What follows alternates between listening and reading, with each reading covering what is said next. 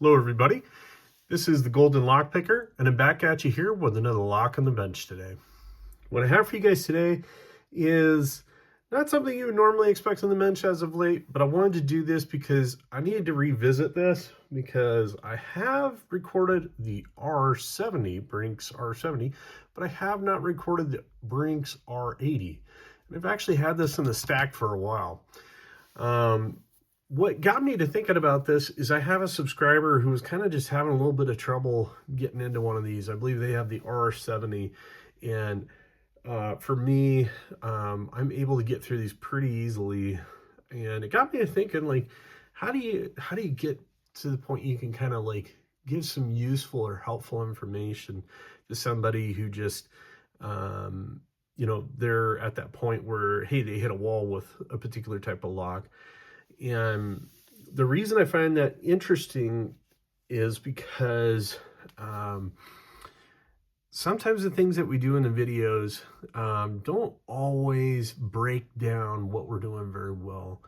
And I was thinking of that when I recorded another video just recently for the Padlock 100.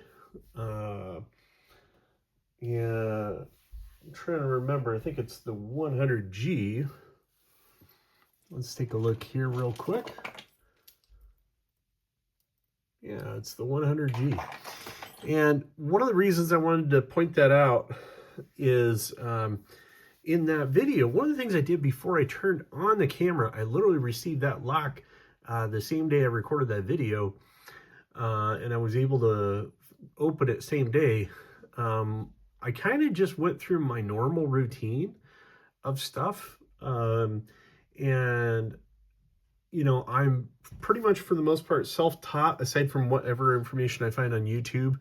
And this hobby, unfortunately, sometimes we don't get to meet up quite as often as we should in person. And sometimes the things that we say in the videos don't convey what you can sometimes pick up when you see somebody in person or if they actually coach you through something.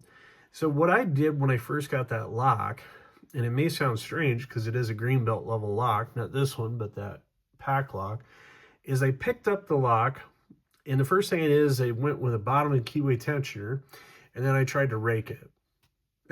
And you heard me right, I tried to rake a lock that has security pins in it. And part of the reason I do that as a habit is it kind of helps me to baseline where should my tension be at. Because if I can gently rake it over into a full set with a kind of a light tension or so, sometimes it gives me an idea of where my tension should be when I'm single pin picking. So why I want to do that here today is I think that will help with trying to explain how to single pin pick through this R80 by starting out with a rake. And we'll actually use the Swick for this today, just because I think this will be kind of, make it a little different than the R70 video where I single pin pick through that guy and rake it. So what I'll do here is I'll get out the quint rake. I still have to go through here and actually adjust this, or sorry, not adjust, but switch out some of the picks. I still haven't gotten some of those other short flat hooks in there and rounds and pulled out those deforested diamonds, but that day is coming, trust me. So I got that there in place where I want it to be, and I've got the bottom of the keyway tensioner here out of the back of the stack here, one of the ones off the top. And we'll be raking through this Brinks R80 or the Brinks model number 673-80002. It's a stainless steel body shackle discus style padlock, cut resistant up to 10,000 pounds. It's supposed to be weather resistant. This is supposed to be their storage lock solution and commercial grade, all that good stuff. So, and we look on the bottom here, It says that it has a 4-pin brass cylinder, so really there's not a whole lot in terms of security there, but it does say that it is pick resistant. It has pick resistant pins. We'll see what that looks like. So what I'm going to go ahead and do here is we'll start out just like I mentioned. We'll put it at the bottom of the keyway tensioner here, and just kind of get something that can fit a little snug. But honestly, on these ones, I don't feel like I need anything that's like super tight, but normally I do prefer it to kind of sit in there somewhat firm. But this is, I think, more than enough what we're sitting with right here. So we'll go ahead and work with what we got there. So we're going to go ahead and take our quint rake, and what we're going to do is we're just going to try to insert that first till we feel like we got into the back of it. So really, we don't even need to use this whole quint rake. Frankly, we could just get away with a triple peak cycloid if we wanted, or maybe even the dual peak, but this is what we're going to use. And I've got my sort of finger set there for like a depth. And then what we're going to do is I'm also going to just barely, you'll see my finger here. Pardon, I think I cut myself on the Swick. I'm just going to gently push on the bar here. About that much tension. And you can see how much that is by looking at my finger and just seeing it just barely leaves a mark.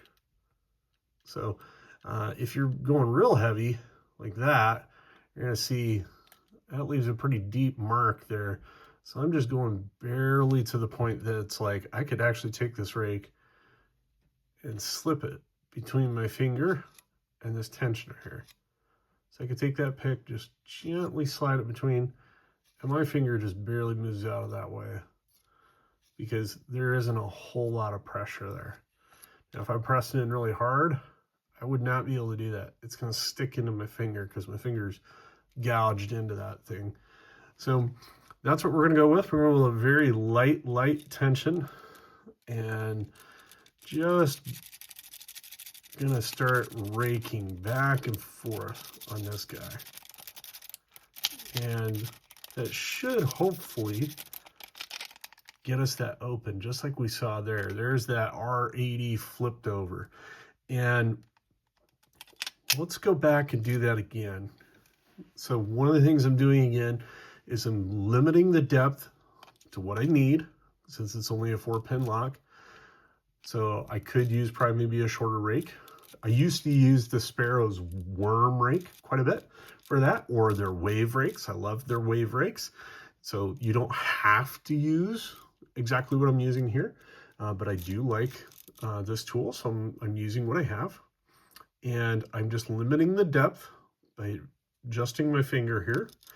And again, my tension is light enough I could slide my rake underneath it. And why I'm doing that is because this lock is got a lot of slop in it. And if you really bind on it hard to the point that you do finally feel something, it's going to get to the point those pins are actually going to get bound up in the core. And you're not going to be able to do very much. So what I do is I actually start raking. We can see like that, like even before I get my tension on, then I have my tension, and I just gently pulse with my finger, like until I get right to that spot that it needs to be, and I get it open and over. And some of these are so easy to open. I've actually been able to get them open in probably less than, I'd say, 3 seconds to even 2 seconds. They're pretty ridiculous in terms of being able to rake them open. So I wouldn't be surprised if you could even probably single pin pick these that fast. I'm sure that somebody out there can. But yeah, so that's what I'm doing. Now, so now we got that. We kind of got a baseline for that. I'm going to go ahead and switch gears here. I'm going to pull my pin stack, or sorry, my pick stack back up. I'm going to fold in my rake that we're not going to be using anymore, since obviously we know we can rake into this Brinks R80. And then I'm going to lift out the short flat hook. Now, this is a good baseline profile to start picking with. I love this, and part of the reason I think that that's such a good one, and what really turned me on to this, because I used to just grab whatever I had, but one of the reasons I went with that is Jimmy Long's included a short flat hook, and it changed a lot about my perception of lower level locks. And I put away all the rounded hooks and the gem hooks, or gem hooks, however you like to refer to them as, or Jimmy hooks, and you know, any of that stuff. And I just kept it really simple, a short flat hook. So I think what we're going to do here is we're going to go in with that same thing. We're going to start with that same light tension that we were just using, kind of that slight light pulsing, and we're going to go all the way back and just work our way to the front, and just kind of going through with just a light tension. And what you're going to do is eventually get a feel for what you need there. And as you can see, we got that open. And part of the reason I suggest that this method is some of these really loose locks like this that have sloppy machining tolerances, the feedback can be just frustrating for newer pickers. There are some master locks that can be like that, especially ones with dead cores. So using a very light touch, enough to do a rake and do a fast rake, and then getting that to baseline sort of your tension for picking, and then eventually that gets you to the point you can single pin pick through these pretty easily. So I know there's a lot of other techniques. You can zip these things, you can hybrid them. There's all kinds of great stuff out there, but hopefully that helps. That's the Brinks R80. I know I've covered this lock as the R70, but I'm hoping that one of my subscribers out there will find this helpful. And if there's other newer pickers who stumble across this, that you guys find it helpful too. So if you like this video, if you found it helpful, hit the like button down below. If you want to get notified whenever I make new content, go ahead and hit the subscribe. And please feel free to drop a comment down below, because I always love those comments. I try to reply to every single one. You guys always appreciate those comments. I look forward to them. So hope you guys enjoyed, and have a good night. Bye.